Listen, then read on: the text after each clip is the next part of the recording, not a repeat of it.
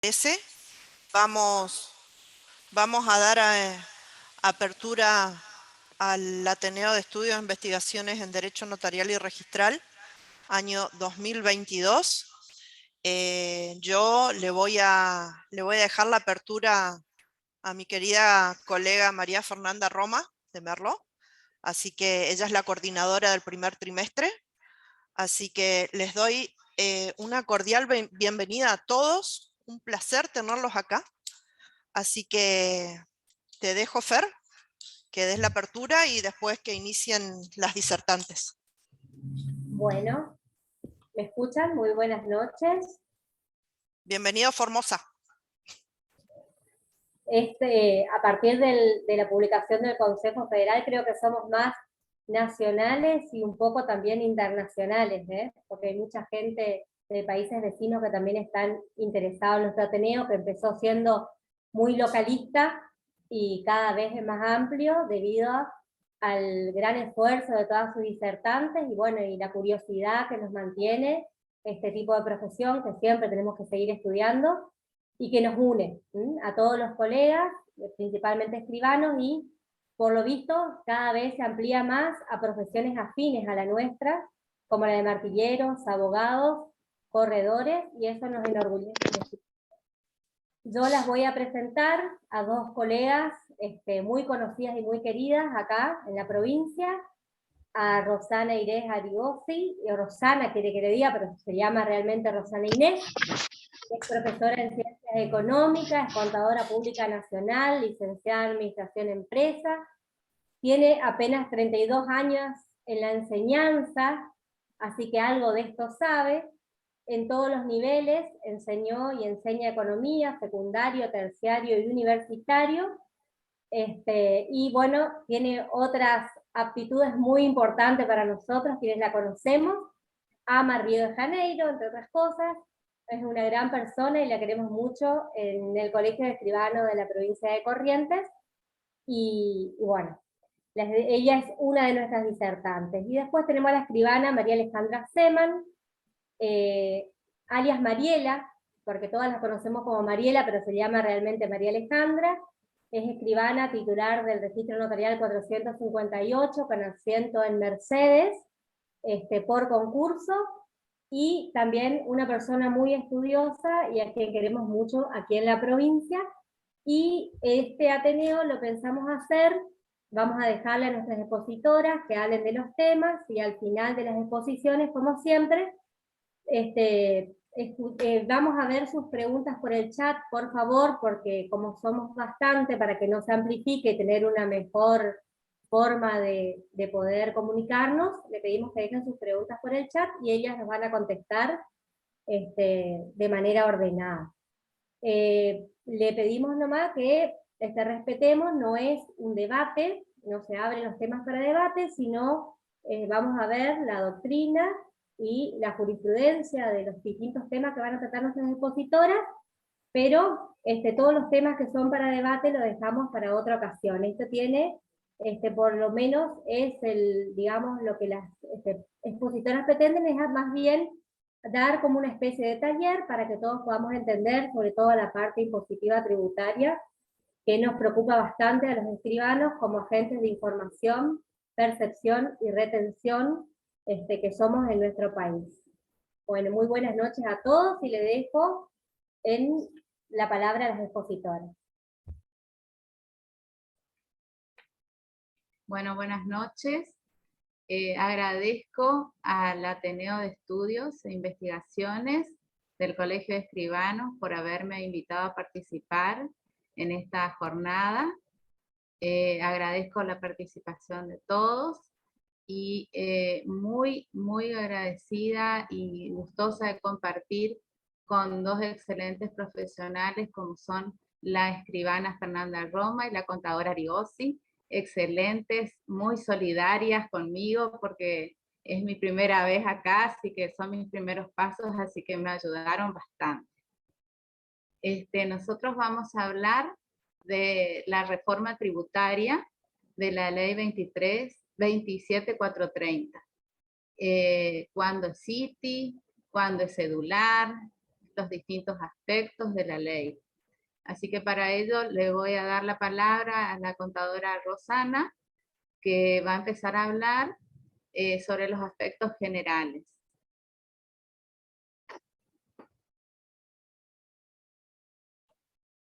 Bueno, buenas noches. Una vez más a todos los que ingresaron después que saludamos al principio. En primer lugar, quiero dar las gracias al Colegio de Escribanos de la provincia de Corrientes, en la persona de su presidente, el señor José María Botelo, al resto de autoridades de la comisión, a la escribana Cristina Falagan, a la escribana Roma. Quiero agradecerles porque una vez más el Colegio de Escribanos me tuvo en cuenta para abrir el Ateneo que el colegio ofrece a los notarios, y bueno, ya ahora a nivel nacional, este Ateneo de Estudios e Investigaciones que se ofrecen los jueves, los primeros jueves de cada mes. Es un honor compartir con la escribana Seman de Mercedes, la verdad que también muy compañera a la hora del estudio y de compartir y de debatir las ideas. Quiero aclararles que yo aprendí mucho de ella en este tiempo que preparamos también este Ateneo. Tratamos de hacer una clase sintética pero completa de los rasgos generales de la reforma tributaria de la Ley 27430. Si bien ya con este tema abrimos, antes de la pandemia, me tocó abrir el Ateneo en el colegio antes de la pandemia, que era un tema muy nuevito, reciente, cuando dijimos qué temas seleccionamos, ya en noviembre del año pasado, que se asignaron los temas para debatir, para exponer, hicimos como una especie de análisis y de encuesta, digamos, y preguntamos qué temas querían, y nos volvieron a pedir la reforma tributaria. Por eso vamos a arrancar nuevamente el ciclo de Ateneos para recordar estos cambios que sufrió la ley de impuesto a las ganancias.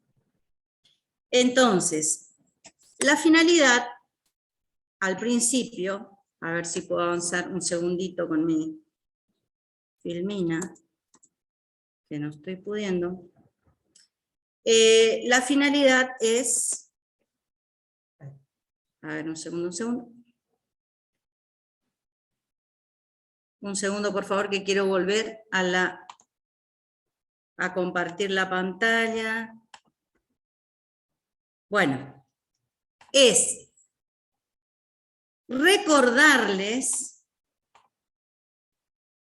que vamos a tratar de la Ley 27430, que en realidad fue una reforma que tocó muchos aspectos de la ley y que a nosotros los contadores nos tocó ver los cambios a lo largo de toda la ley de impuestos a las ganancias. Acá solamente nos vamos a referir al tema que atañe al acto de los escribanos de transferencia de inmuebles y derechos sobre inmuebles. Queremos arribar a la conclusión, en definitiva, de qué dice esta reforma y cuándo el escribano va a tributar en los actos que realiza el impuesto a la transferencia de inmuebles y cuándo va a caer en ganancia de régimen general y en ganancia de régimen cedular. Yo voy a hablar en principio de la parte netamente tributaria y vamos a hacer una síntesis de los conceptos y elementos básicos de todo impuesto y de la materia impositiva para recordarles a ustedes los conceptos básicos impositivos y entrar así al tema de la transferencia de inmueble con esta nueva ley. Entonces, ¿qué tenemos? Ustedes saben que en toda relación jurídica, por lo menos existen dos partes, ¿no es cierto? En el caso del tributo, también tenemos una relación jurídica tributaria y encontramos dos partes. El sujeto pasivo, que sería el contribuyente, y el sujeto activo, que sería el fisco o agente recaudadora del impuesto por medio de todos los organismos correspondientes con que cuenta a nivel nacional y a nivel provincial y a nivel municipal. Entonces, para ustedes, escribanos, ¿qué es el contribuyente? Lo que para el fisco es el contribuyente, para ustedes es el cliente. Es el que, llegando a la escribanía y manifestándole el acto que realiza o que desea realizar, les dice a ustedes, por ejemplo, escribano, yo vengo a transferir un inmueble. Yo deseo transferir un inmueble, ya vamos a recordar un poco más adelante, qué dice la ley de impuesto a las ganancias con respecto a la enajenación, qué actos comprende la enajenación. Entonces el contribuyente me dice, yo quiero transferir mi inmueble, y el escribano se ve obligado a decirle, bueno señor, usted por esta transferencia tiene que tributar, tiene que pagar un impuesto. El contribuyente nos pregunta a nosotros, pero escribano, yo tengo que pagar el impuesto. ¿Por qué tengo que pagar el impuesto? ¿Cuándo tengo que pagar ese impuesto? ¿Y cuánto tengo que pagar del impuesto?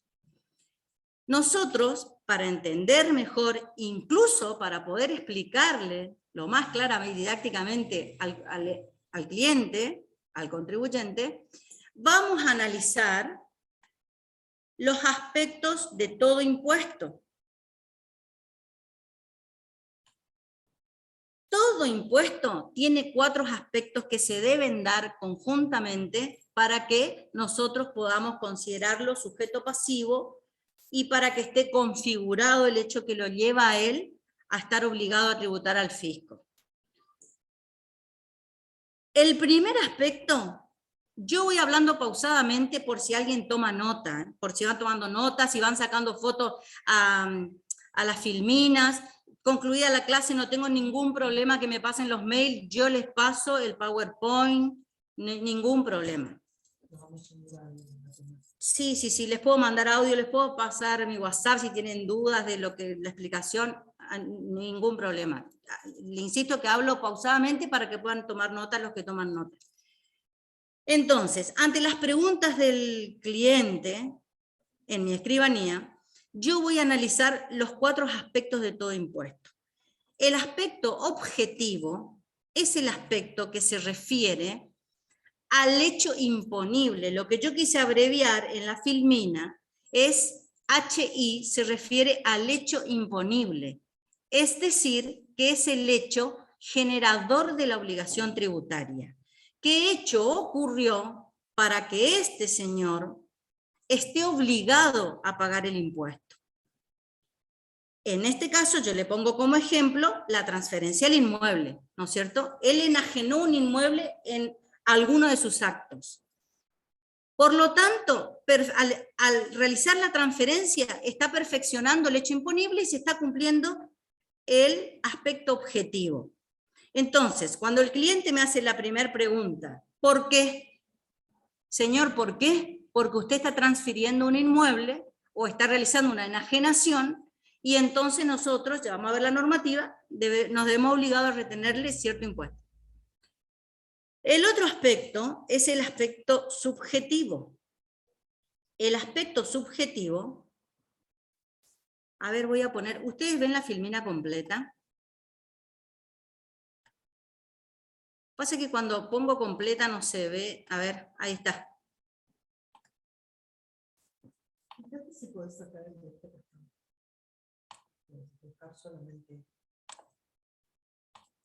¿Esto? ¿Ahí?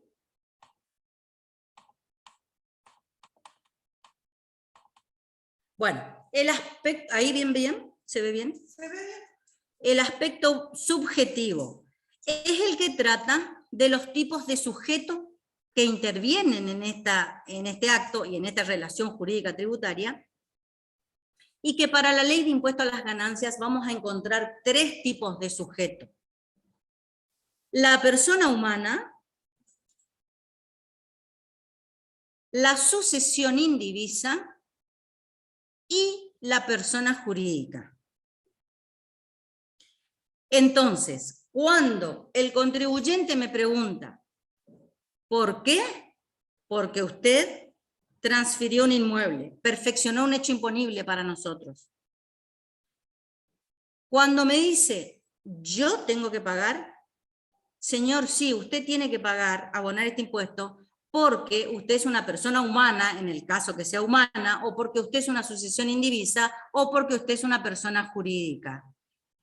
Es decir, que va cumpliendo con el segundo aspecto. Es uno de los sujetos que establece la ley. Acá tenemos que recalcar que la figura, por decir así, o entidad sucesión indivisa, solo existe para el derecho tributario. No es exactamente una persona a los términos de la ley del derecho de fondo, del derecho general, digamos. Pero para la ley de impuesto a las ganancias, sí es responsable o sujeto pasivo desde el fallecimiento, yo creo que ustedes ya saben, pero para recordarles, desde el fallecimiento del causante hasta la declaratoria de herederos. Y la tercera persona, que es la persona jurídica, o sea, los tipos societarios que ustedes conocen, que va a tributar por el régimen de ganancia general. Entonces, si quieren en sus anotaciones podemos aclarar, para la persona humana, que sería el primer cuadrito, con el hombrecito, para la sucesión indivisa, se aplica el mismo régimen tributario. Tanto la persona humana como sucesión indivisa van por el mismo régimen tributario. En cambio, la persona jurídica va por distinto, hasta ahora, va por distinto régimen tributario a estas dos con respecto a la reforma. Es decir, que la reforma de la ley 27.430 solo es para las personas humanas y la sucesión indivisa. El régimen de tributación del 3% de ganancia general sigue siendo igual para las personas jurídicas en los actos de enajenación de inmuebles. Yo digo que es importante que me aclaren esto porque en las charlas que estuve haciendo, que ya hice hace unos años y que hice ahora la semana pasada con este mismo curso, todavía hay confusiones con respecto a la alícuota y al régimen de tributación entre estos tres sujetos para la ley de impuesto a las ganancias. El tercer aspecto se refiere al aspecto temporal. El aspecto temporal se va a referir al periodo, año, es decir, a qué tiempo, en qué momento se perfeccionó el hecho imponible.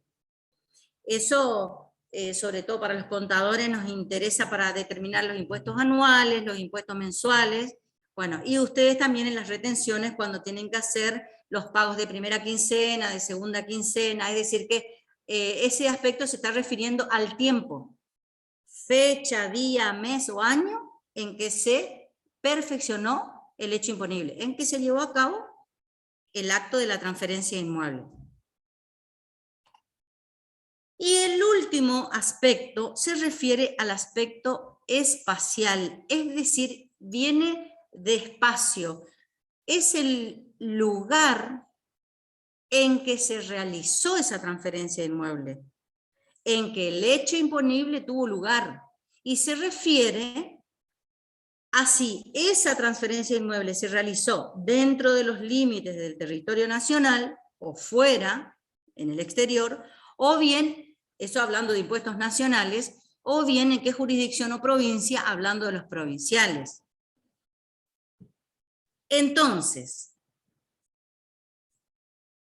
las preguntas que me hizo el contribuyente prácticamente están resueltas analizando los 4 aspectos de todo impuesto. El objetivo, que menciona el acto, el subjetivo, que me determina qué persona, el temporal, donde voy a determinar fecha, día o año, el tiempo en que se realizó ese acto, y el espacial, que sería el lugar para saber si corresponde la tributación en la República Argentina o no, ya vamos a verlo, o para ver si corresponde la tributación en Corrientes, Chaco, Misiones o en qué jurisdicción. Con respecto a ese último aspecto, que sería el espacial, acá yo les hago un dibujo para simbolizar, y que ustedes fijen, para simbolizar esa transferencia del inmueble desde un residente y desde un sujeto no residente. Ubicamos al sujeto residente dentro de la República Argentina. Si el sujeto residente transfiere un inmueble dentro de la República, o sea, dentro del territorio nacional, va a tributar el impuesto. Si transfiere fuera del territorio, o sea, en el exterior, también va a tributar el impuesto. ¿Por qué? Porque la ley de impuesto a las ganancias aplica para el residente la teoría del domicilio o la teoría de la renta mundial. Es decir, que no importa dónde él transfiera, pero si tiene el domicilio, es residente en la República Argentina, él va a tener que tributar, tanto por los inmuebles de su propiedad que lo transfiera dentro del país, o por los que transfiera teniendo el inmueble él como propietario en el exterior. En cambio, en el sujeto no residente, la ley aplica la teoría de la fuente. Sería el sujeto, el dibujito que yo le pongo acá, el sujeto no residente que se encuentra fuera del país, va a tributar exclusivamente por los inmuebles que transfiera dentro del territorio nacional. Porque aplica la teoría de la fuente que les dice, bueno, a mí en realidad no me importa dónde vos vivas, pero me importa que si tu ganancia proviene de una fuente que se encuentra en el territorio de la República, entonces tenés que tributar en nuestro país. Seguramente tributarán el de él también.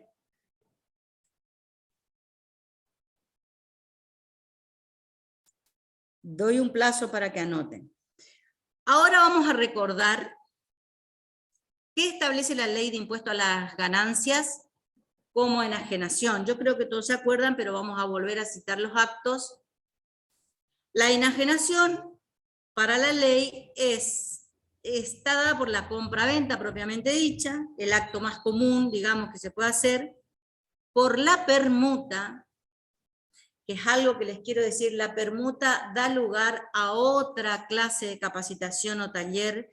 Tenemos muchas dudas con permutas, tenemos muchos casos para analizar de permuta, tenemos muchos grises de la ley. Muchos grises de la ley, esto yo lo he estudiado hasta anoche, estoy viendo consultas que me hacen, la verdad que permuta, escribana Falagan, las autoridades del Ateneo sería un lindo tema porque nos va a llevar otra clase completa.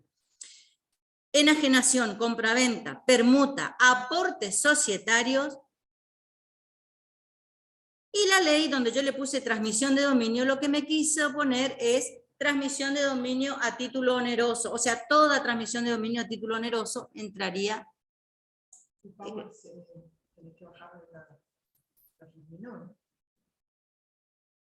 ¿No se ve bien? Sí, se ve bien, pero no va a otro cuadrito. No. Ah, ok.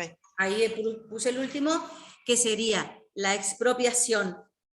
Acá debemos aclarar que la expropiación también está dentro del objeto de la ley, es considerada enajenación, pero es un acto que se encuentra exento por lo que era antes el artículo 20 de la ley vieja, digo, no sé si hay algún, no, creo que no, algún contador, pero por el artículo 20 de la ley de impuesto a las ganancias vieja y por el artículo 26 de la que ya está reglamentada, la ley vigente, a la expropiación la exime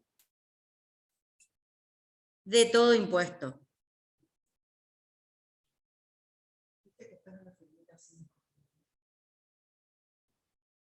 ¿Me falta alguna? No. Yo acá les quiero recordar, en conceptos generales, disculpen que la escribana Falagan está viendo cómo se ve también la filmina en otra computadora y me está indicando si se ve o no bien. También le quiero recordar las diferencias que hay entre los conceptos o los distintos tipos de ganancia, distintos tipos de conceptos de ganancia. Porque a veces, cuando no estamos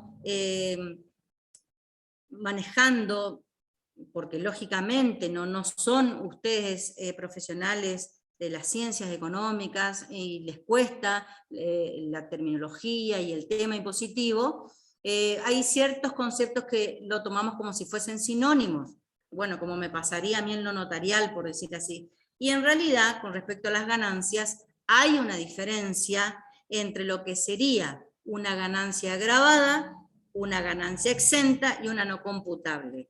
Yo le doy este concepto porque recién dijimos que expropiación, que es uno de los actos que menciona la ley, está exento. Entonces, cuando decimos un acto exento, no es lo mismo que no grabado y no es lo mismo que no computable.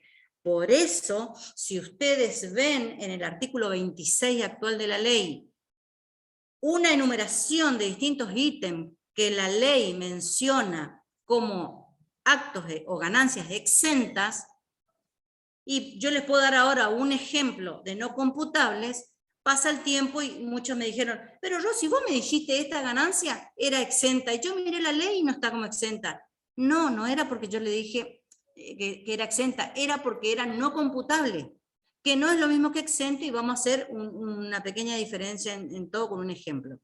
Las ganancias no grabadas son aquellas que directamente no están en el objeto de la ley. Es decir, que puede ser un acto que, aunque gane la persona, la ley no lo considera como ganancia. Yo le doy un ejemplo. Vamos a suponer que, bueno, al final de esta capacitación, el Ateneo o el Colegio de Escribanos pueda dar un premio al que sintetice en la forma más clara posible un trabajo, el trabajo de esta clase. Y se va a premiar, así como hay premios de poesía, de cuadros, de cultura. Puede ser esa ganancia, gana una persona y se le da una determinada suma de dinero, por ejemplo. Esa ganancia para esta ley no está dentro del objeto. ¿Por qué? Porque lo que considera la ley como ganancia tiene que venir de una fuente que sea permanente, periódica y habilitada. Es decir, que no es una ganancia que yo obtengo de casualidad y por una actividad que no hace a mi actividad principal o a la actividad de todos los días, o aquella ganancia que yo obtengo y que no va a formar parte de la habitualidad de mis ingresos. Que en realidad el mejor ejemplo acá sería si terminado el curso decimos, bueno, el que haga un mejor dibujo de las disertantes va a ganar un premio. ¿Por qué sería no grabada? A pesar de que obtiene una ganancia y que puede ser en dinero. Porque ninguno de ustedes tiene, suponiendo, ninguno tiene la actividad de dibujante como actividad lucrativa y de ingreso principal en su economía. ¿Me explico esto? Ahora, si yo, contadora, gano un concurso de baile, de poesía, eso no está grabado para la ley. Pero si yo, contadora, al final de este curso, hago una síntesis o una exposición impositiva y gano, eso ya está discutido. Es algo muy sutil, pero quisiera que lo entiendan, ya está discutido. ¿Por qué? Porque yo soy contadora y si yo hago un trabajo impositivo, sintético, filmina, un PowerPoint, sí está dentro de mi actividad profesional. Entonces la ley me dice, no, momento, porque podemos considerar que aunque vos hayas ganado este trabajo, vos tenés una profesión que está muy relacionada con lo que vos hiciste y que viene de una fuente habilitada, periódica y permanente. Ahora el baile, la poesía, el canto, el cuadro, no. Eso sería la diferencia de una ganancia no grabada. La ganancia exenta, como vimos, y que es lo que está enumerado por la ley, sí está en el objeto. O sea, la ley dice, tales actos están en el objeto de la ley. Primero tienen que estar grabados, en realidad, Y en otro artículo y en forma explícita, la ley los exime. Por eso son exentas. O sea, en este caso, la expropiación está en el objeto de la ley. La ley considera que obtiene una ganancia a la persona, pero por otro artículo la exime. Y por último, tenemos las ganancias no computables, que acá aparece lo que se llama, lo que habrá, bueno, vemos los contadores, es la figura de la responsabilidad sustituta. Le doy un ejemplo claro y cortito para no interiorizarlos a ustedes tampoco en algo que les va a dificultar entender. En la ganancia no computable es cuando hay una responsabilidad sustituta, porque la ley me dice, o paga un sujeto o paga el otro.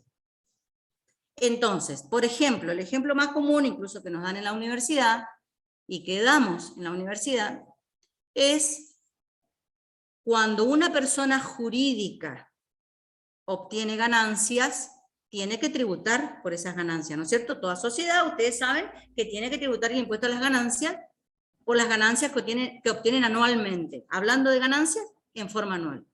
Esas ganancias, ya sean en dividendos, en utilidades, en intereses, según el tipo de sociedad, esas ganancias, si ya tributó la persona jurídica, esa misma ganancia es la que después se reparte entre los socios. Por lo tanto, en cabeza de cada socio, esa ganancia va a ser no computable. ¿Me entienden? Porque ya tributó la sociedad. Vamos a suponer que una empresa gane 1.000 pesos y tenga 3 socios. Si sobre esos 1.000 pesos ya pagó el impuesto a las ganancias la sociedad, al repartir entre los socios, para cada uno de los socios va a ser ganancia no computable. Porque es la misma ganancia de la que estamos hablando. Solo que al distribuir entre sus personas humanas, que serían los socios, ya pagó, ya cumplió con el fisco la persona jurídica. O viceversa. Si la sociedad no pagó y reparte las ganancias, entonces sí el fisco le va a reclamar a los socios, a cada uno. Va a ser ganancia computable para ellos. En definitiva, se considera no computable la ganancia que recibe un sujeto, en este caso el socio, que es lo más común, y que ya haya tributado su empresa o su sociedad. Esa es la diferencia, queridos escribanos, martilleros, alumnos, esa es la diferencia de las ganancias no gravadas, exentas y no computables, que en el hablar común y diario decimos exento. Y no era exactamente que eran todas exentas. ¿Avanzamos?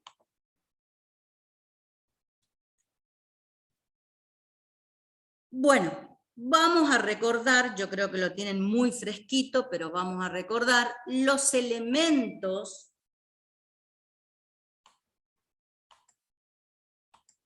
voy a ir poniendo para que vean todos los elementos necesarios para poder determinar el impuesto, cualquier tipo de impuesto. Es decir, los elementos de un impuesto. Esto no se ve allá, eso es lo que te estoy diciendo. Ay, la escribana Falagan, estoy por terminar la clase y me dice que no se ve. Ay. A ver, un segundito, por favor. ¿Y cómo era que hacía yo acá? Eso es lo que te estoy diciendo, que no se veía. Bueno, dejo ahí. Ahí ven. Ahí está perfecto. Bueno. Espera. Siguen la filmina de los aspectos. ¿Ya pasó? 6, 7, 8 no la vimos, pero no importa. La vamos a subir al banner de Ateneo. A ver, bueno, a ver, escribanos, si alguno tuvo inconveniente con la filmina y demás, la vamos a subir, me está explicando la escribana que la van a subir al banner del Ateneo, quédense tranquilos. De todos modos les insisto que todo el mundo me puede escribir Así yo les mando por su correo también, si quieren, el PowerPoint. Todo el mundo, así también voy teniendo nuevos amigos en todo el país, porque les quiero aclarar que mi principal objetivo es llegar al 1.000.000 de amigos. Así le puedo pedir un peso a cada uno. Les vamos a mandar, no se preocupen. ¿Qué va a tener ganancia o qué va a hacer? Esa va a ser no computable. Bueno. ¿Dónde le veo la cara a la gente? Acá arriba.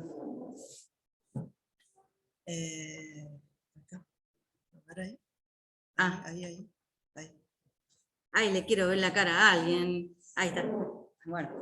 Entonces, pero eso ven ustedes también, cuando yo pongo esta cara. No, mira cómo se ve. Perfecto. Bueno. Entonces, vamos a los elementos.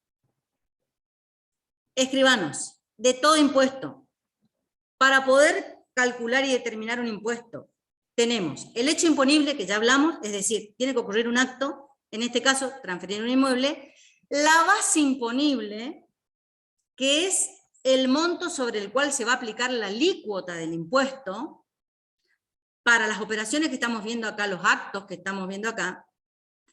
Ustedes saben que para el ITI, que es el impuesto a la transferencia de inmueble, la base imponible es el precio de venta, en el caso de la compraventa. Dice la ley el precio que figura en la escritura. Es la base sobre la cual vamos a aplicar la alícuota. Para el impuesto a las ganancias, en el cedular, sería acá, es la ganancia obtenida, que yo digo siempre, ustedes le pueden decir al cliente cómo, porque el cliente le pregunta a ustedes, cuando recae en el cedular, les pregunta, pero escribano, ¿y sobre qué, cuánto más o menos voy a pagar? Si bien el escribano, no quiero usar la palabra no va a saber determinarlo, porque puede aprender a determinarlo, pero es un cálculo que se hace en los estudios contables, porque la ganancia obtenida se determina por la diferencia entre el precio de venta y el costo de adquisición, pero ajustado por inflación.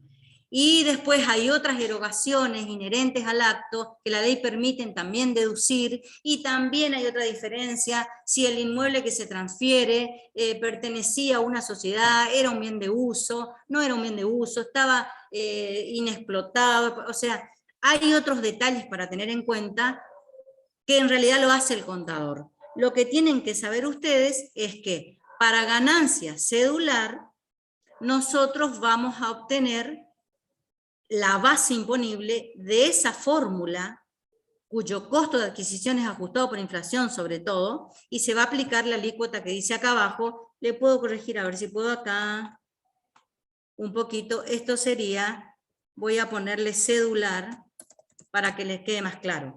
Entonces, para ITI, el precio que figura en la escritura; para ganancia del régimen general, el precio que figura en la escritura; y para ganancia cedular, sería la ganancia obtenida con la fórmula de ventas menos costo de adquisición ajustado menos gastos inherentes en el acto que la ley nos permite deducir. Las alícuotas que ustedes ya conocen. Acá otra cosa que yo les quiero aclarar. ITI, como dijimos al principio, y ganancia cedular solo corresponde a personas humanas y sucesiones indivisas. Las personas humanas pueden también tributar el régimen general. Hay que analizar su caso, su situación, cuando se vuelven para la ley o son consideradas para la ley habitualistas. Es decir, que consideramos a la persona sujeto empresa. Entonces, si ustedes quieren indicar una flechita, acá en el 3% del régimen general, vamos a indicar que también van a tributar las personas humanas en el caso de que sean consideradas sujeto empresas o habitualistas. De lo contrario, solo tributan el 1,5% si le corresponde ITI o el 15% de cedular.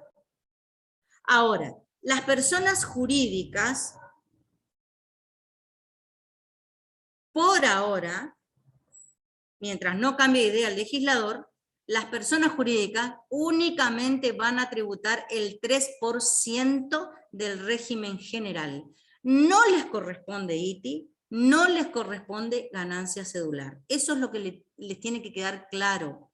Les tiene que quedar claro, señor escribano, alumnos, por favor, porque les digo que con las consultas que recibo, con las charlas del interior de mi provincia por ahora, Dios quiera que pueda irme a otras provincias también, encontré muchas dudas con respecto a esa nueva ganancia cedular, porque han fijado que desde el 1 al 18 es cedular y van a cedular a todos los actos, no importa qué sujeto sea. Y eso no es así. Ganancia cedular, ITI, solamente para personas humanas, sobre todo la cedular, que es la que le quiero recalcar, porque la ITI ustedes ya manejaban. Bueno, y por último, yo hice toda la introducción para acordarnos de todos los temas impositivos.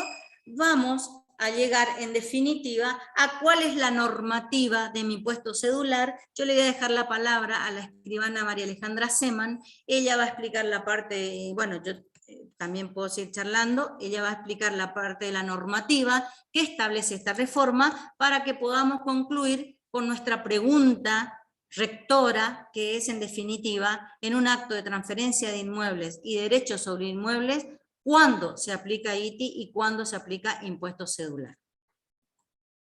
Escribana Seman. Ahora vamos a arrancar ya con la normativa del impuesto a la ganancia cedular.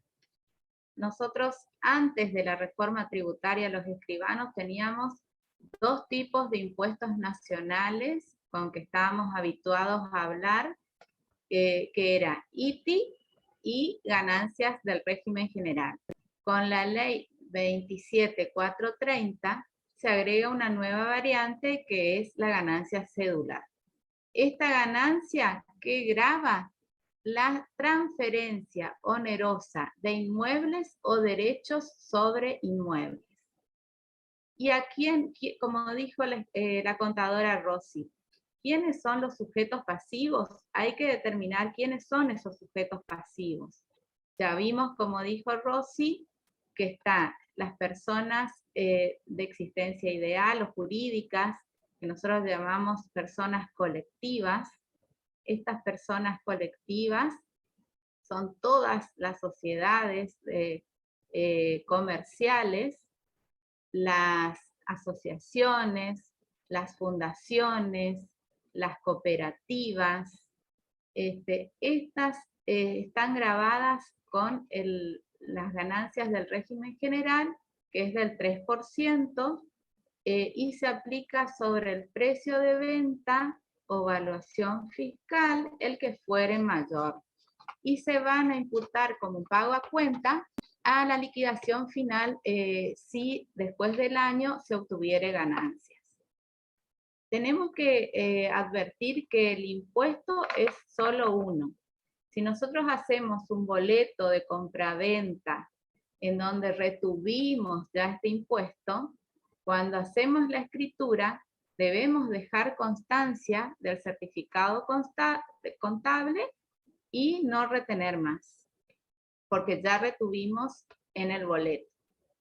Ahora, otras personas que también a las cuales se les retiene el 3% de ganancias régimen general, son, como dijo Rossi también, a las personas humanas, pero que actúan como sujeto empresa o habitualistas. ¿Qué quiere decir esto? Los sujetos habitualistas son los que se dedican a comprar y vender inmuebles, por ejemplo, los del loteo, que con fines de urbanización, con más de 50 lotes, que se vendan en menos de 2 años. También a los conjuntos inmobiliarios, a quien compra, construye y vende en PH. También aquella persona que vende un campo explotado.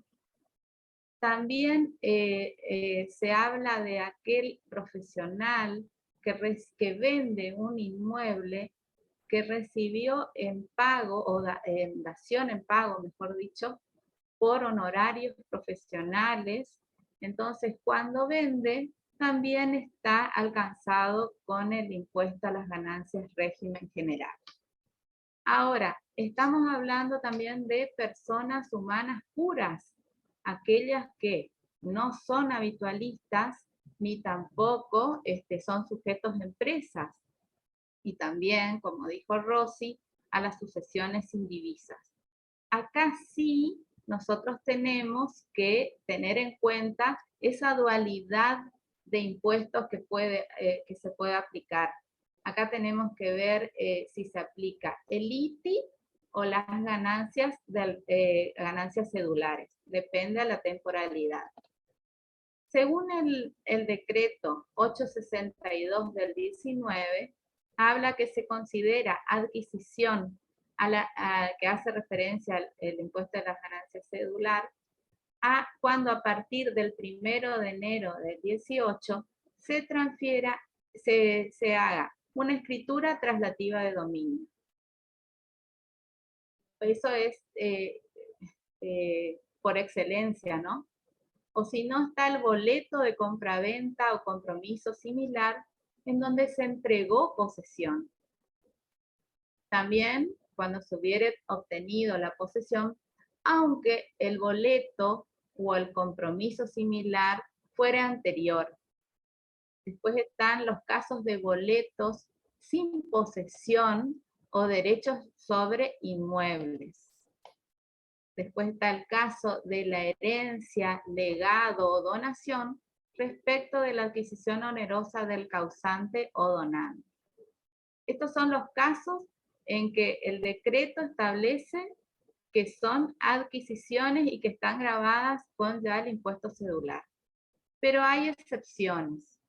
Está que en donde se paga solamente ITI. Hablamos de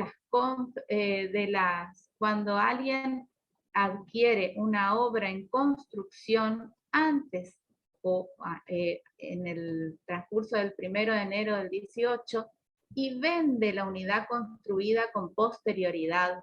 Entonces acá la ley considera que esa venta del inmueble construido es alcanzada con el ITI. Otra excepción al impuesto cedular es la enajenación de un inmueble cuando se hizo un boleto de compraventa con pagos en cuotas, y esas cuotas se pagaron como mínimo el 75% del precio o más, entonces antes del 1 de enero del 18, entonces se entiende que la escritura posterior, por más que haya una escritura posterior, se va a gravar con ITI, ¿sí? Son las excepciones, digamos, a la regla de que se pague cedular. También tenemos que ver, si me pasás, Rosy, la próxima, acá está una línea de tiempo en donde nos explica cuándo retenemos ITI, cuándo ganancia cedular. Si nosotros hemos adquirido o tenido la posesión antes del 1 de enero del 18, debemos retener ITI. Como siempre actuamos, el escribano retiene, hace su declaración jurada, paga en primera o segunda quincena, depende. Como siempre hemos actuado. Pero después de enero del 18, si adquirimos o tenemos una posesión después de esa fecha, ya tenemos que hablar de ganancia cedular. Aquí el escribano no retiene, pero tiene el deber de asesorar, de decirle al cliente que se vaya a su contador y que en el próximo año, posterior a la adquisición, va a tener que abonar la ganancia cedular del 15%. O sea, nosotros tenemos que tener en cuenta entonces, como decía Rosy, el aspecto temporal. ¿Cuándo adquirimos? Si fue antes o después del 18. Perdón. Eso en cuanto, sí. Perdón, Marielita, Perdón, Marielita, y aprovechamos el segmento, el dibujito, la ilustración, para que vos le recuerdes el tema del bien adquirido después de enero del 18 por herencia, legado o donación. Estaba yendo en eso. Sí. Nosotros tenemos que, toda la parte onerosa, tenemos que ver ese tema temporal. Pero también, acá no importa la fecha, sino cuándo se realizó la transferencia. Entonces, en las partes no onerosas, que por excelencia son la donación, o también también se considera no oneroso la partición de herencia, la partición de la sociedad conyugal, que tiene efectos declarativos. Entonces ahí no se considera oneroso. Y ahí tenemos que remontarnos, cuando es oneroso, hacia el causante o donante adquirió, en qué forma lo adquirió. Si fue a título oneroso, ahí ya se grava si es posterior la adquisición del donante o cedente posterior a la fecha del 1 de enero del 18, ya tendríamos que pagar cedular. Pero si no, si él adquirió también en forma no onerosa, tenemos que remontarnos al primer antecedente oneroso que tenga. Por eso decimos que el ITI no está derogado, porque las donaciones y estos actos renuevan constantemente el ITI por un tiempo más. Como decíamos, la ganancia cedular se divide en cédulas independientes. Las ganancias comunes, como decías vos, se dividen por categorías. Categoría sueldo, trabajo, capital, empresa. Pero las ganancias cedulares es por cédulas que son independientes. Uno tal vez puede abonar ganancias del régimen general para un acto, pero no cedular, o viceversa, porque están totalmente independientes. Por eso habla del concepto de cédulas, que viene del anglosajón, digamos, del criterio anglosajón. ¿Qué alícuota se va a aplicar? Es el 15%, y bueno, como decíamos, los escribanos no retenemos. Sí está bueno recomendar y poner en la escritura una clausulita donde diga que no se retiene. No sé, Rosy, si tenés ahí para poner, que lo que diría: la nota sugerida para la escritura en la transferencia de inmuebles adquiridos a partir del 1 de enero del 18, es, por ejemplo, se advierte al vendedor de la vigencia de la Ley Nacional 27430 y que esta operación se encuadra en el impuesto cedular, por lo que queda bajo su responsabilidad la liquidación y pago de dicho gravamen, no siendo el escribano interviniente agente de retención, según lo establece la resolución 4190-E de AFIP. Así que con eso estaríamos cubiertos poniéndola. Bueno, muchas gracias por su atención, y tenemos unos casos que podríamos ir compartiendo, ¿no, Rosy? Bueno, nosotros ya elaboramos en realidad en el primer Ateneo. Vamos a ver algunos, si nos da el tiempo, para ver si quedó entendido. Vamos a leer, a ver, yo trataría de ir, voy a agregar una filmina, no sé si ir escribiendo o si ustedes van. Sí, Mariela, vos vas leyendo. Les vamos a leer unos casos, y ustedes deberían, a ver si saben, si se entendieron, cómo tributaría cada acto. Sí. Vos lees y yo voy a agregar una filmina y voy a ir escribiendo, a ver si puedo.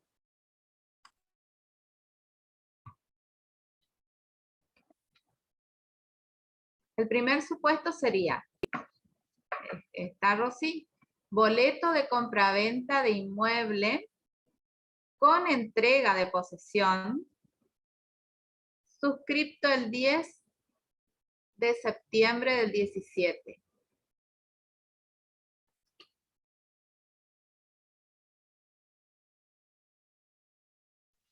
Y el antecedente suscripto el 10. Corina, no te adelantes. Y el antecedente es del 2015. O si no, bueno, vamos hablando nomás, porque ya, Corina, ya. Escrituración del 3, del 4, del 18. Sí, no, ahí es ITI. A ver, esperen, chicas, vamos a hacer una cosa. Yo como no, le tengo que ver para verle a todos como... Arriba. No sé si alguien quiere decir y por qué, justificar el por qué. Escribana Piacentini. Hola, Escri, vamos a poder activar el micrófono ahí. Rosy, sí. le damos un premio a la que acierta. O sea que vamos a ver quién levanta la mano y este es fácil, ¿eh? Y que justifique, obviamente. Es más fácil. Sí. Leo de vuelta. A ver si pueden, Cristian, no sé si estás por ahí, si podés habilitar los micrófonos. Lo que les voy a pedir es que habiliten sus micrófonos. Cuando habiliten los micrófonos, solamente los que van a hablar, así no se acopla, ¿sí? Ahí pueden habilitar. Pero antes que nada, yo quiero decir una cosita. Excelente la disertación, muchísimas gracias. Porque después no lo voy a poder decir, entonces ya les agradezco de antemano. Ahora sí. Bueno, ¿vamos de vuelta con el caso? Vamos de vuelta con el caso. Tiene una cuota pagada del colegio, el que acierta, ¿eh? Bueno, boleto de compraventa de inmueble con entrega de posesión, suscripto el 10 de septiembre del 17, antecedente dominial en el año 2015 y escrituración el 3 de abril del 18. ITI. ¿Qué les parece que va a tributar? Yo ya dije, Corina también. Obviamente. Yo justifico, puedo justificar. ¿Por qué les parece? El hecho imponible fue anterior al 1 del 1 del 2018. Y el hecho imponible a la posesión. Chicas, yo solamente le quiero leer algunas preguntitas. Esa es muy fácil, pero acá una colega pone venta de inmueble adquirido con posterioridad al 2018 por prescripción adquisitiva. Supongo que el antecedente de ser la prescripción adquisitiva, tengan en cuenta que es una adquisición originaria del dominio. La fecha se toma en cuenta desde la sentencia 2018 o se retrotrae a la fecha de entrada en posesión, o sea, 20 años anteriores. Bueno, en primer lugar, acá le aclaran los colegas que aclaren ustedes, el nuevo código se debe, incluso cuando se incorpora la demanda por prescripción adquisitiva, se debe establecer la fecha en la que se empieza a poseer, así que en la sentencia se va a aprobar finalmente que la fecha de comienzo de la posesión son 20 años antes del 2018. Y otra cosa a tener en cuenta es que es una forma originaria de adquirir el dominio. O sea que no estamos aquí frente a una enajenación, sino frente a una forma de adquisición originaria. Pero le dejo a las chicas que contesten en este caso en particular.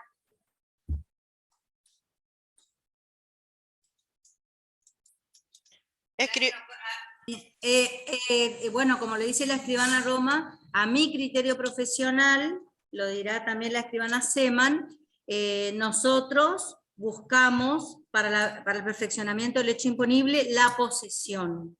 En todo momento la posesión, a pesar de que el decreto reglamentario, tanto el 976, que fue el primer decreto que reglamentó la reforma tributaria, y después fue derogado, pero fue en realidad absorbido por el 862 del año 19, que está vigente, el que acaba de explicar la escribana Seeman, a pesar de que hay un ítem en que dice, aunque no hubiera posesión, que eso para nosotros, incluso en el primer Ateneo, fue como un gris, fue cuestión de debate, porque si el hecho imponible se perfecciona con la materialización de la entrega del inmueble,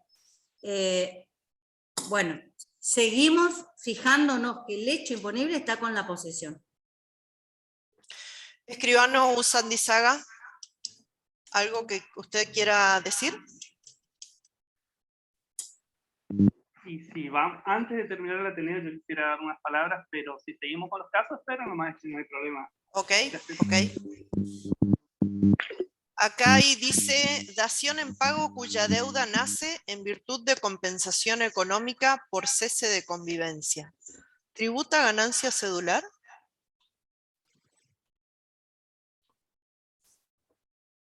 La dación en pago está considerado enajenación dentro de uno de los actos de enajenación que establece la ley. Tiene otros requisitos para que se cumpla la dación en pago. Hay que ver qué tiempo, en qué tiempo recibió, en qué fecha recibió el inmueble y en qué fecha transfirió el inmueble para que sea considerado dación en pago y para que entre o no en ganancia cedular. O sea, acuérdense todos que lo primero que tenemos que analizar cuando viene el cliente a la escribanía es preguntar, primero, ¿qué tipo de inmueble va a transferir? Si es urbano o rural. ¿Qué persona va a transferir? Y si la transferencia va a ser onerosa o no. Y si la transferencia es onerosa, yo ya me voy ubicando, entonces digo, bueno, es persona humana, es transferencia onerosa. ¿Cuándo adquirió el inmueble? ¿Cómo adquirió el inmueble? Y en base a eso, yo particularmente en mi estudio pongo la línea de tiempo y voy ubicándome dónde está el inmueble con ciertas características que me van a hacer a mí determinar precisamente qué impuesto corresponde. También yo les aclaro esto porque hoy con la tecnología, las consultas generalmente llegan por WhatsApp. Entonces yo doy siempre un ejemplo, que me dicen, yo estoy contestando una cosa, haciendo un Zoom, y me dicen, Rosy, permuta, ¿cómo tributa? Chau. Yo le doy una respuesta y después me dice, pero Rosy, así no era tal cosa. Y le digo, el ejemplo que le doy, le digo, escúchenme, si ustedes me preguntan a mí, Rosy, ¿qué me pongo esta noche? Y yo te digo, ponete un short porque yo miré y hace calor. Y después me dicen, Rosy, me fui re ridícula porque me fui a un casamiento. Pero vos no me dijiste que te iba a un casamiento, vos me dijiste que me pongo esta noche. Y lo mismo son las consultas que me hacen vía WhatsApp. Entonces, permuta, transferencia, son muchas las preguntas que tengo que analizar para ubicarme, escribanos, porque si no, estamos errando, estamos tributando, o estamos analizando e interpretando mal la norma. La pregunta, esta era en definitiva, yo tengo que ver, ¿era de los cónyuges? No, ¿Podría era... agregar algo? De convivencias, se dan compensación a un inmueble. ahí La está. dación en pago que era, Dación en pago. en qué fecha recibió y qué tiempo transcurrió, que son los otros requisitos que establece la dación en pago para ver si es considerado. Porque si se vende dentro de los 2 años recibidos, es considerado como dación en pago, por lo tanto está dentro de unos actos de enajenación, y si supera esos 2 años, ya no está considerado. Ahí va a ver la fecha en que se recibió para ver si va a ITI o no, o el otro impuesto. ¿Puedo agregar algo? Ese es el caso que dije de la transferencia no onerosa cuando habla de partición por compensación. Es una excepción y como tiene efecto declarativo, no se debería tributar. Eso está en una consulta que se le hizo a la FIP.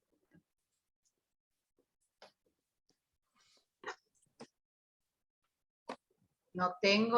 Hoy recibió el inmueble. A ver, acá hay otro mensaje. Yo le quiero preguntar algo a Rosy que me quedó en el tintero de la primera parte.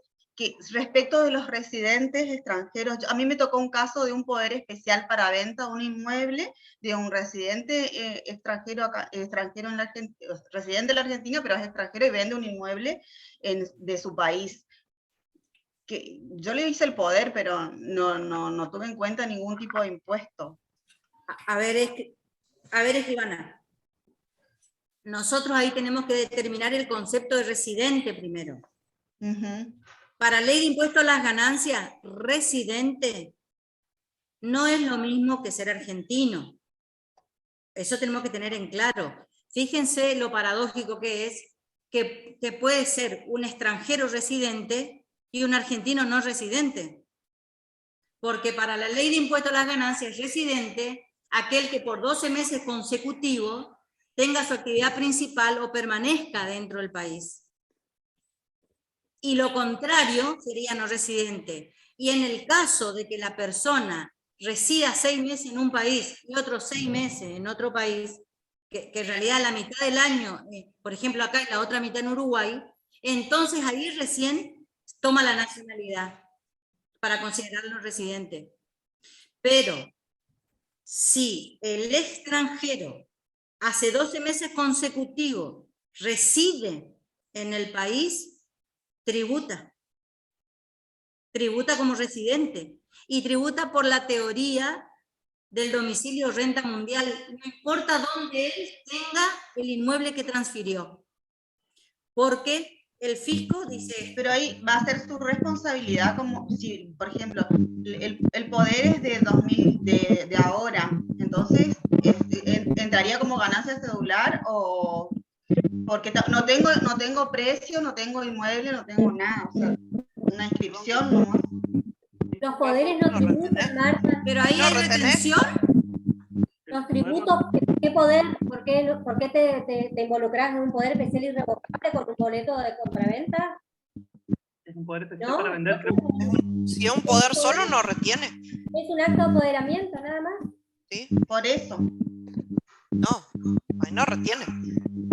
Y bueno, entonces, no, yo le estoy diciendo, escribana, estamos entendiendo, yo entendí que es una transferencia de inmueble. No, si no. transfiere el inmueble. No, es un poder. Autorizó un poder para que se venda un inmueble en el extranjero. Ella hizo la autorización únicamente para que en la operación. A ver, acá dice escribana Pamela Álvarez, venta de inmueble adjudicado en sucesión, 50% en calidad de heredero y 50% por cesión onerosa del coheredero. Adquirió por el causante antes del 2018. ¿Corresponde tributar 50% ITI y 50% cedular?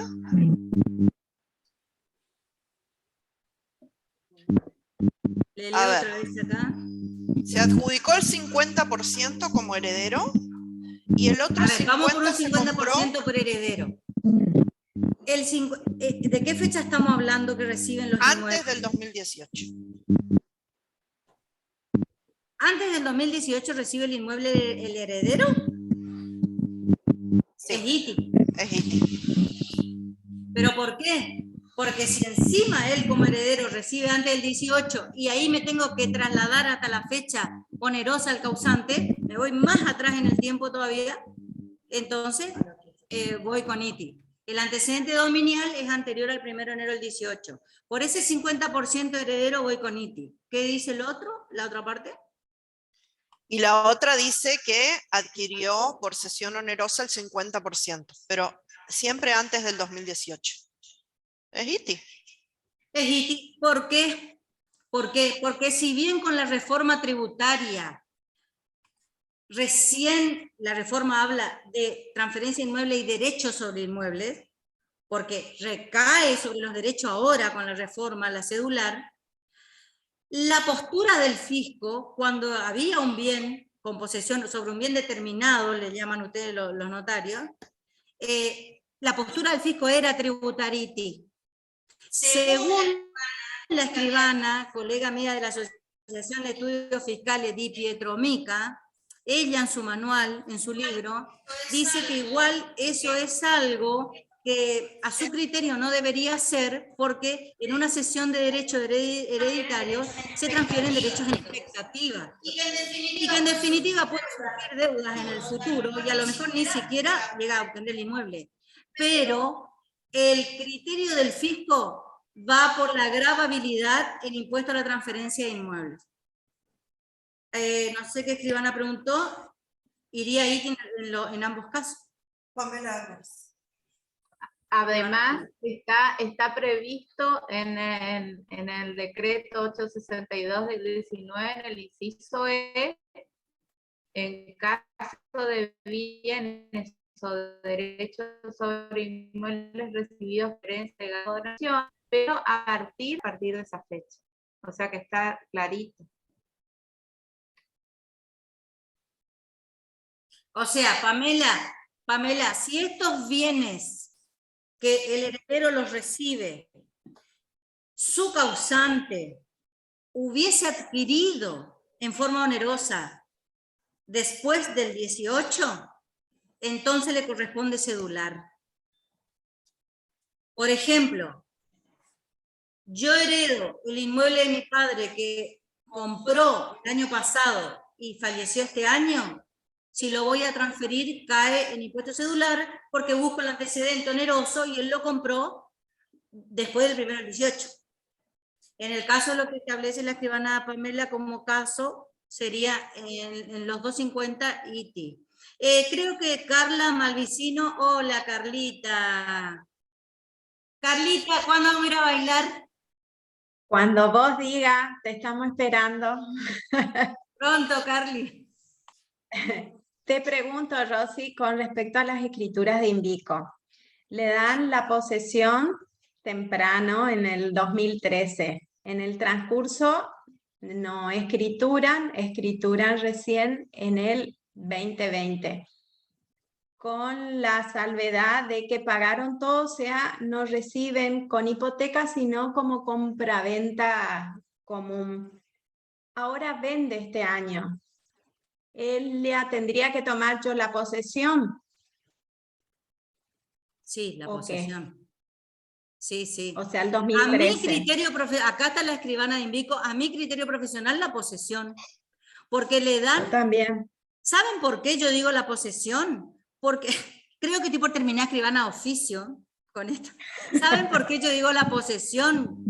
Porque hay una parte de la ley que dice, bueno, escritura o boleto con posesión lo que fuera anterior, y por ahí en el decreto reglamentario dice o comprobante similar. Invico entrega acta. Exacto. Creo que entregan un acta en la posesión. Por lo tanto, para mí sería ese el comprobante similar. El acta de tenencia precaria me dice que se llama técnicamente. Así se llama. Entonces, eso para mí es el comprobante que me perfecciona el hecho imponible. Pero la tenencia precaria no es posesión, es el reconocimiento en otro del derecho de propiedad. Así que estaríamos discutiendo, de todas maneras, habría que ver la fecha de adjudicación del Invico, que es el que marca un derecho distinto sobre el inmueble, y no el acta de tenencia precaria o el acta de propietario que últimamente da el Instituto de Vivienda de Corrientes. Así que en ese caso habría que tener mucho cuidado y habría que ver qué dice la escritura antecedente respecto de la posesión, me parece. Escribana Roma, yo porque por lo poco que sé de los actos de Invico, estoy entendiendo que cuando le están entregando la posesión le dan ese acta, por eso. Pero depende de la escritura. El Invico, antes de hacer la escritura, entrega un acta de tenencia precaria. Acta de tenencia precaria que puede tener el adjudicatario 10 años, 15 años, 20 años, 30 años. Pero ellos ya tienen la posesión con el acta, Fer. Ellos ya están en posesión de ese inmueble con el acta de tenencia. Puede ser. También hay casos en que sabés vos que se recupera cuando es un acta de tenencia precaria y hay jurisprudencia del Superior Tribunal de Justicia con respecto a las ventas o cesiones de las actas de tenencia precaria. Claro, bueno, pero eso primero vamos a aprovechar y ya les digo que sabemos todos los escribanos que no podemos hacer con acta de tenencia precaria una transferencia. No se hace, no corresponde. Ahora, que lo hagan, sí, lo hacen. Pero de igual manera, después se le transfiere a la otra persona. Eso es un caso específico. Pero generalmente lo que se hace es el acta de tenencia precaria. Yo haría, o sea, no retengo porque no soy agente de retención, pero creo que corresponde ganancia cedular porque hay que tener en cuenta lo que significa la tenencia precaria y lo que significa la posesión, como operadores de derecho me refiero. Nosotros, en ese caso, si el hecho imponible es la posesión, no es lo mismo la tenencia precaria. Si en el acta de adjudicación, que uno generalmente la invoca o la transcribe en algunas escrituras del INVICO, sí menciona alguna fecha anterior que me pueda dar a mi pie para decir que la posesión es anterior al 2018, sí retengo ITI. Pero en principio, como está planteado y teniendo en cuenta que el INVICO actualmente da como acta de tenencia precaria y la tenencia no es la posesión, justamente hay eso no podemos tener dudas, ni como escribano ni como operadores del derecho. Yo haría la aclaración de que para mí corresponde ganancia cedular. En el caso de la colega, sería mi actuar teniendo en cuenta cómo una cosa es la tenencia precaria y otra cosa es la posesión. Acá la escribana Piacentini está de acuerdo con lo que dice la escribana Roma, ¿sí? Bueno, diferentes opiniones. Criterios. Son los grises diferentes criterios. Cristina. Yo como contadora, ante los grises le digo tributar. Lo que más tributen, porque ahí AFIP está siempre contento. Ahora, con esto específico ya. Augusto, ¿vos querés hablar? No, ahí explicó súper la escribana Roma. Bueno, no sé si tienen alguna pregunta más. No sé, contadora, ¿qué quiere hacer? Nosotras no, creo que ya estamos llegando a la hora de que finalice. Yo lo que les quiero decir, bueno, todos sabemos que la verdad la materia impositiva es tan enmarañosa, tiene tantos grises. Miren, escribanos, cada día que estudio más, cada día encuentro más grises, pero sí estoy entendiendo algo. Hay actos, como esta duda, vamos a suponer, que pueden tener dos caminos, y que con una norma o resolución yo digo, bueno, yo a mi cliente le hago tributar el 3%, y listo, y bueno, puede ser, pero si yo busco algo más minucioso, busco un inciso de un decreto, de un dictamen, bueno, puedo hacerle que tribute menos. Pueden ser dos caminos. Pero hay algunos caminos que no son, que directamente están mal, y que esos son los que no tenemos que seguir. Yo, que como docente explico mucho con ejemplos, en el interior estuve diciendo, mire escribano, yo analizo el caso que usted me plantea y le puedo decir, por ejemplo, usted a Buenos Aires puede ir de varias maneras, por tren, por ruta, por avión, por colectivo. Yo le doy a usted las ventajas, las desventajas y los medios. Usted va a elegir por dónde ir. Ahora, si usted me dice, Rosy, yo, por ejemplo, a Buenos Aires me quiero ir por dron, le voy a decir, no, escribano, eso directamente no hay ningún camino que le lleve a eso. Y yo he visto actos que los llegan a interpretar yendo por el camino que directamente la ley no establece, no da ni alternativa. Creo que ahí ya caemos en lo ilícito o en un error grave, digamos, para no decir ilícito en materia impositiva, pero en un error grave de la interpretación de la ley. Yo con esto concluyo, les quiero decir a todos que estoy estudiando a la par de ustedes, que estoy aprendiendo cada vez más. Somos seres inacabados, dicen en materia de educación, no terminamos de aprender nunca, y que estoy a disposición de todos los casos que me quieran plantear. Les pido que me manden por escrito o por audio, porque en las conversaciones telefónicas faltan datos y demás. Y los que quieran, bueno, les reitero que todo el material de trabajo, todo lo que yo tenga, me escriban o me llamen, que les mando. Ahí el escribano Javier Acevedo levantó la mano. Ya te estábamos extrañando, ¿eh? ¿Cómo andan? Buenas noches. ¿Cómo anda, Cristina? ¿Cómo Bien. estás? Bueno, antes que nada, felicitarles, como siempre, ¿no es cierto? María Fernanda, un crack. Rosy, a la misma altura. Y bueno, bienvenida Mariela al ruedo. También 10 puntos. No, yo solamente quería decirte, sobre todo a Rosy, que está bien, nosotros, el camino más fácil es que pague el cliente y nos da la tranquilidad necesaria. Pero justamente acudimos generalmente a los contadores para ver que tengan ellos una argumentación, la argumentación necesaria para evitar un pago, si pudiese, innecesario, ¿no es cierto? Yo justamente, claro, voy a aplicar tu criterio y hago eso porque quiero dormir tranquilo. Así como vos te vas a recibir de escribana, nosotros, Rosy, en cualquier momento de contadores, porque la verdad que, ¿me entendés? Nos interesa, nos ocupa y nos preocupa.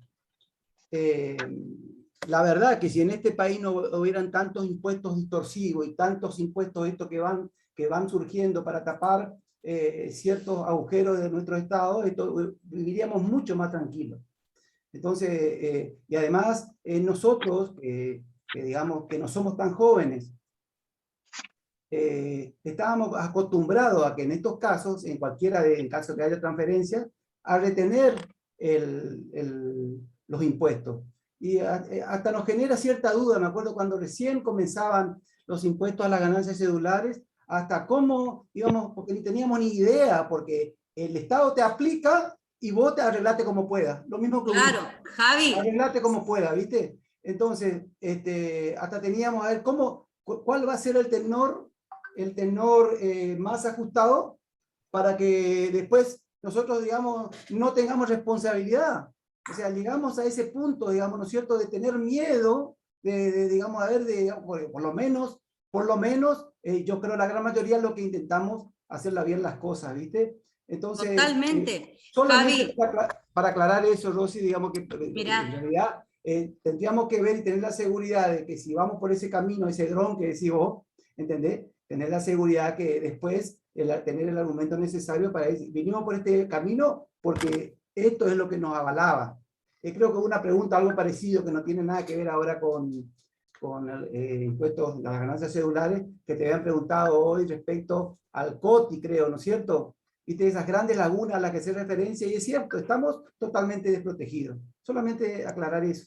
bueno, mirá, Javi, te doy total y absoluta razón. Yo cuando les digo al cliente que te llama así ante la duda, tributen, es cuando el escribano no me hace la consulta profesional y me dice, Rosy, ¿qué hago esto? Es decir, no tomo el caso. Acá en el auditorio hay escribanos que nos ponemos del lado del cliente, que es la forma de prestar un mejor servicio, un servicio más transparente, de conservar el cliente y defender también su economía y su situación impositiva.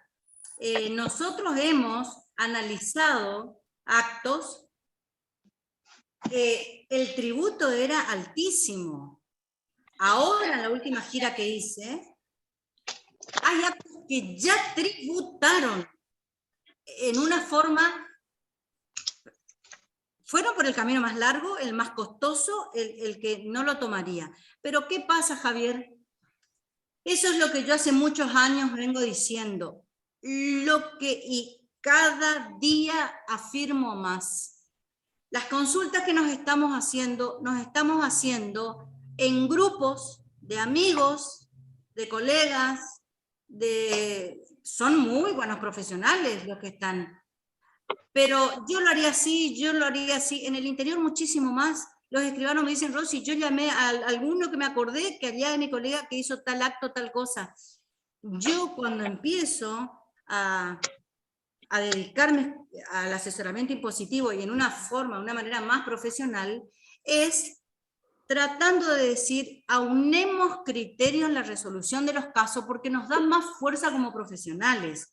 Entonces interpretemos toda la letra de la ley de una misma manera. Y Javi, en este momento, por eso digo, hay escribanos en el auditorio que pueden dar fe de ello, yo estoy dando asesoramiento con el fundamento jurídico correspondiente. O sea, hasta hace un tiempo atrás, decía, Rosy, ¿cómo hago tal cosa? Y yo tributaría así. Ah, listo, me dijo Rosy.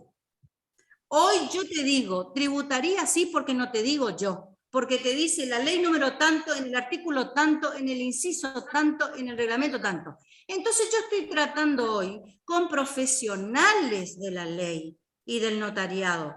Yo lo único que hago es decirle, bueno, el tiempo que ustedes no tienen para estudiar y buscar la resolución de un caso, se los hago yo. Y lo que digo es, mira Javier, vamos a hacer que tu cliente tribute menos por esta normativa. Vos vas a leer lo que yo te busqué y te analicé y me vas a decir, no, Rosy, esto no me convence. Sí, Rosy, me convence, sí. Entonces te hago un informe con justificación jurídica. Te doy total razón. Aunar criterios, pero hoy yo contesto lo que sé luego de estudiar y dando justificación jurídica vigente. De lo contrario te digo, déjame estudiar. Dame tiempo, lo estudiamos. Y lo que no se sabe, bueno, no lo hacemos. O pagar. Me parece perfecto. Hemos hecho, Javi, te digo una cosa más. Doy ejemplo porque se dice el pecado y no el pecador, pero hemos hecho pagar de impuestos de $500,000 pesos a $2.000 pesos en mi estudio con norma justificada y de $1.000.000 pesos a 1.200 pesos. Pero hay que leer las letras chicas, hay que estudiar, hay que buscar dictámenes, hay que ver si está vigente, hay que llamarle a la directora de AFIP de Buenos Aires, de Mendoza, de Córdoba, de San Juan, te restan, te cortan el teléfono, tenés que buscar un libro, trabajo, hay que hacerlo. Pero, una cosa es decir, bueno, mi cliente en vez de pagar 5.000 pagó 3.000. Otra cosa es decir, en vez de pagar 3 millones, pagó 3.000 pesos. Hay mucha diferencia y acá se ha hecho eso. Qué bueno. Además tenemos que estudiar nosotros las normas impositivas, porque nosotros somos los que le tenemos que enseñar a veces a los contadores, porque ellos no saben nuestra parte notarial. Entonces, hay muy pocos contadores. ¡Qué suerte, Mariela! Qué suerte. Y sos la única, Rosy. Después uno pregunta. Hay muy pocos que se dedican al derecho notarial. Hay muy pocos que realmente está la contadora, Mariela Miranda, que también es muy generosa con nosotros, pero si no, no tenemos a nadie, entonces tenemos que nosotros también involucrarnos. Por eso fue que yo me involucro, porque tengo mucho miedo a meter la pata, pagar multa, pagar intereses y demás por algo que mal asesoré. Y aparte soy responsable solidaria. Así que con más razón nosotros tenemos que estudiar. Escúchenme, eso también. Por artículo 6 de la ley 11.683 tenemos la responsabilidad solidaria. Y otra cosa que yo les decía, que hay que estar y hay que vigilar y hay que controlar, porque a veces la gente, como han venido clientes, y algunos, bueno, te dicen, bueno, Rosy, pero ¿sabe qué? Mirá, a mí esto me reclama FIP, pero total, yo no tengo nada a mi nombre, me dicen los clientes. Y le digo, pero mirá que acá lo que no se paga con plata, se paga con cárcel, ¿eh? No es nomás no tengo a mi nombre, depende del grado de evasión impositiva que haya. No estoy tan feliz porque, me reclamo, pero no tengo nada. Ojo, a veces no termina la solución en el contador, termina con un abogado tributarista. Bueno, como inclusive hay cuestiones que no son escarcelables, pero bueno. no vamos a llegar a Como eso. coordinadora, le quiero agradecer a las disertantes brillantes. Muchísimas gracias a Rosy, a Mariela, o María Alejandra. Bueno, hemos terminado este primer foro, lo esperamos en mayo. Es un tema bastante complicado. Zapatero a su zapato, los escribanos tenemos la responsabilidad como agente de retención, percepción, información, pero necesitamos del contador. Tiene que ser un hermano, un amigo para nosotros, porque totalmente de acuerdo con Rosy, Rosy se hizo indispensable para nosotras, todas recurrimos a ella desde antes, desde ahora, y seguiremos haciendo, porque ella entiende de nuestra responsabilidad y de nuestra preocupación principalmente. En segundo lugar, lamentablemente, somos los notarios argentinos. Dentro del notariado de tipo latino lo que tenemos esta función, hay muchos países, somos 91 países del notariado de tipo latino, y no todos tenemos el carácter de agente de información, percepción y retención. Lamentablemente nos toca a nosotros porque nos saca la parte más linda de la profesión, que es ser preventivos, de hacer contratos, de evitar dificultades.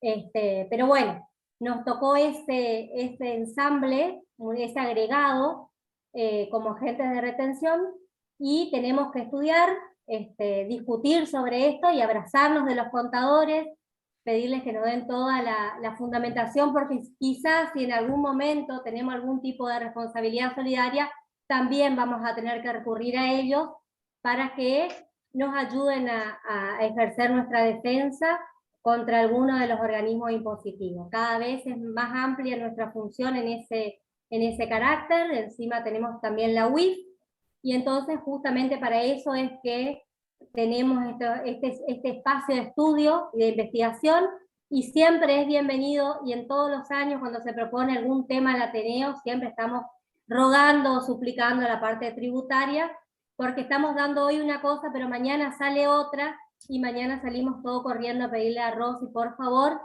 que nos ayude, porque es una persona a la que le queremos mucho y la tenemos como familiarizada, entonces nos abusamos exprimiéndole a Rosy, obligándole a estudiar lo de ella y lo nuestro también. Yo les quiero agradecer a todos, invitarles y esperarle al foro que viene, que también va a ser muy interesante, y bueno, le dejo la palabra a los otros miembros del Ateneo. Buenas noches para todos. Bueno, muchas gracias, Fer. Escribano Sandizaga, ¿lo escuchamos?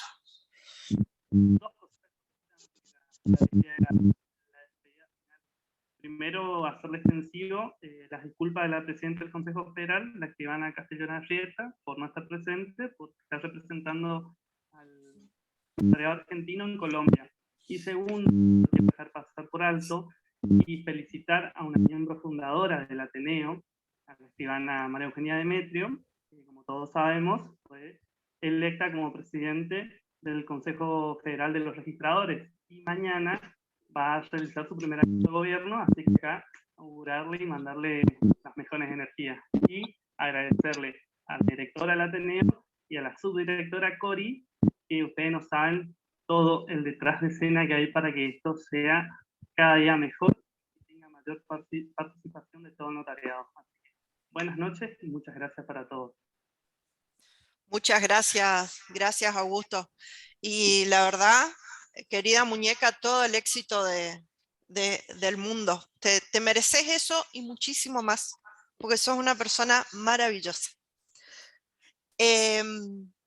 Bueno, muchísimas gracias de nuevo, Rosy. Muchísimas gracias, María Alejandra. El próximo foro, el tema que se va a tratar va a ser hipotecas invertidas. Muy interesante el tema. Hipotecas invertidas, directivas anticipadas y actos de autoprotección. Van a disertar la escribana Patricia Gugelmone y Viviana Roldán. Va a ser también nuevamente vía Zoom porque son escribanas del interior, así que lo volveremos a hacer de manera virtual. Como siempre, nuevamente les repito, un placer haber compartido con todos ustedes y muchísimas gracias por la participación. Nos vemos en el segundo foro. Les mando un beso enorme. Que estén todos muy bien. Chau, chau. Gracias. Hasta de Comodoro Rivadavia se conectaron, ¿eh? Fuimos 162 participantes. Ah, yo hoy. me quiero ir a Comodoro Rivadavia. Bueno, les mando un beso enorme y nos Nancy, vemos en el próximo sí, foro. saludos, Silvana Parodi, Escri, nos vemos mañana en Ituzaingó. Escribana Miriam, Mauricio, todos. Nos Chau, vemos, chau. besos. Hasta mañana, Escri. Chao. Gracias, Fer. Lauti, conectate, deja poner tu foto nomás, estudiá, ¿eh? Gracias, Fernandita, un beso, mi china. Chao, Mariela, chao, mamita. Lautaro viene a Ituzaingó. Ya sé. Qué sí, raro. Creo que lo Qué vio raro. Raúl. Si está su amiga ahí, su íntima amiga, ¿cómo no va a ir? Un gusto de verle, Escribana Piacentini. Igualmente, Gracias por chicos, acompañarnos, mamita. Gracias a ustedes, felicitaciones. Besos. Ya voy a volver al condado de Goya porque son ricos los ravioles. Y esto se sigue grabando, así que... Gracias, Marielita Miranda. Gracias, mi china, mi coach. ¿No la vio, Mariela? Sí, sí, tiene la foto hermosa. Hola chicas, buenas noches, excelente Rosy, estoy sin cámara, estoy medio Hola, fónica, Mariela, ¿cómo estás? pero muy bien escuchando a las chicas y el Brillante, staff te veo. tributario. Excelente. Excelente, Sí, la verdad que excelente. como dijo Rosy, cada caso es particular el análisis, porque hacerlo así verbal, que constantemente en las consultas de los colegas te tiran una parte general y cuando comenzás a indagar después resulta Sí. de que no era así, es tal cual lo que ocurre en la práctica de las consultas. Tal Pero cual. bueno, felicitar a las chicas y bueno, a la coordinadora y a la organización, obviamente. Les mando un beso grande a todas, que Besos. tengan buenas noches. Besos Chao, para Mariela. todos. Hasta Chau, la chau. próxima. Chau, chau. Chau, chau. Chao, Rosy. Excelente. Cristian, ¿cuándo me vas a invitar a tomar algo? Chao. Pronto. Un beso. Hablamos. Mil gracias. De nada. Chao, chao. Chao. Chau, chau.